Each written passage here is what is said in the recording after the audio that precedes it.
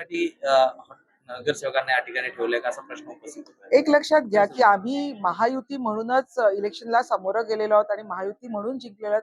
आम्हाला जे मॅन्डेट मिळालेलं आहे ते महायुती म्हणून मिळालेलं आहे. त्याच्यामुळे पाठीत खंजीर खुपसायची आमची भूमिका नाहीये. आम्ही महायुती म्हणूनच राज्यावर मुंबई महानगरपालिकेवर येणार आहोत.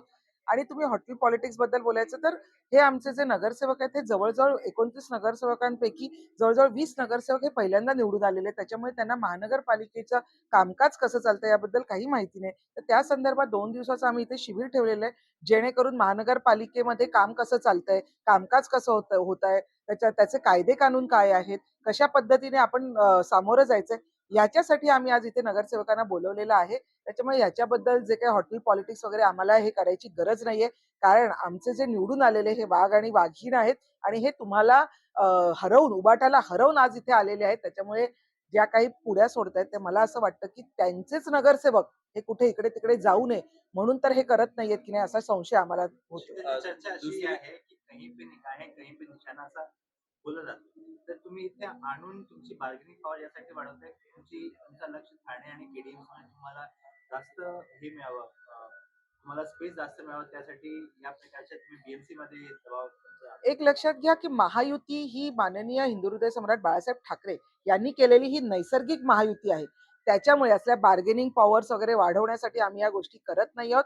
परत एकदा सांगते की आमचे महानगरपालिकेचे नगरसेवकांनी कामकाज कसं करावं यासाठी इथे 2 दिवसाचं शिबिर ठेवण्यात आलेलं आहे आणि त्याच्यासाठी नगरसेवक आज इथे आलेले आहेत. ताई मग मग जी चर्चा सुरू आहे की महापौर हा पद समसमान मिळावं, बाळासाहेब ठाकरेंची जन्मशताब्दी आहे आणि त्यानिमित्ताने भगवा हा महानगरपालिकेवर बाळासाहेबांचं स्वप्न होतं हे पूर्ण करण्यासाठी मागितलं जात आहे.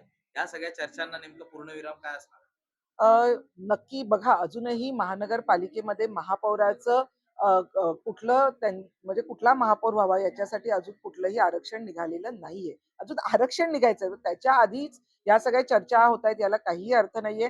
याच्या संदर्भातला निर्णय माननीय एकनाथ शिंदे साहेब आमचे मुख्य नेते आणि उपमुख्यमंत्री आणि त्याचप्रमाणे भाजपचे जे काही मुख्य नेते ते मिळून घेतील. दुसरीकडे संजय राऊत थोड्याच वेळात जेवणासाठी ताजलँडला येत असल्याचं त्यांनी स्वतः सांगितलेलं आहे माध्यमांना. याकडे कसं पाहता?